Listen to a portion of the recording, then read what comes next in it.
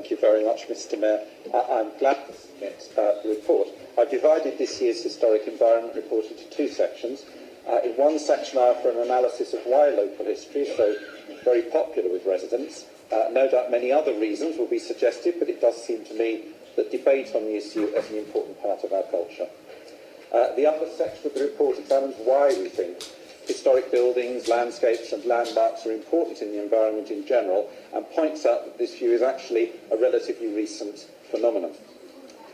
Over the last 12 years, Havering has established itself as a centre of excellence in archives, community museum provision, conservation of the built and natural historic environment, and taking a coherent approach to local history.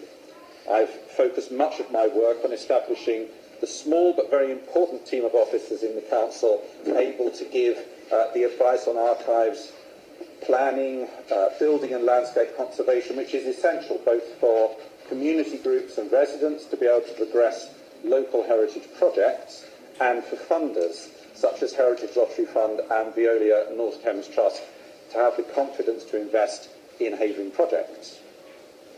An example of the success of this approach has been the restoration of Rayfield Park. Rayfield Park is essentially a fragment of a Georgian planned landscape turned to new ends in the Edwardian period, but still retaining significant links to a broader medieval landscape around it. Officers and residents, including Gideon Park and District Civic Society, have done much work recording and conserving the broader landscape, and then a number of years ago, Friends of Rayfield and Lodge Farm Parks were able to begin working with the structure that the Council has to successfully pursue the restoration of the park.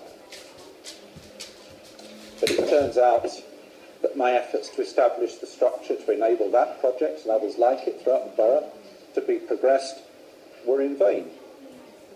It turns out that the Friends group and I were worrying unnecessarily, because Councillor Osman Dervish has written to residents to explain that the restoration of Rayfield Park is actually the result of a campaign which he was involved in.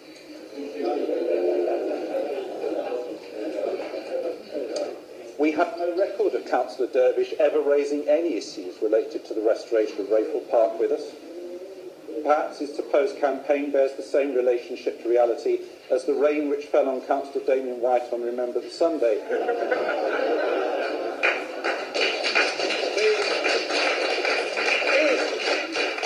Please, at the same time as the rest of us were enjoying clear blue skies.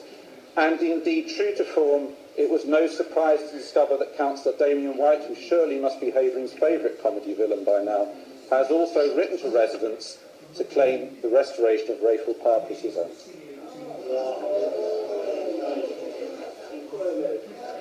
He goes on to tell us that this was a recent campaign. Recent. So recent perhaps it happened after work started. Once again, we have no record of Councillor Damian White raising any issues related to the restoration of Rayfield Park with us, but all that campaigning must have been thirsty work.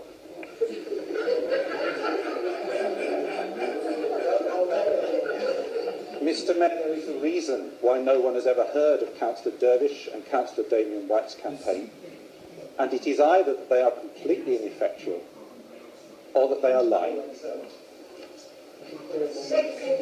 Thank you.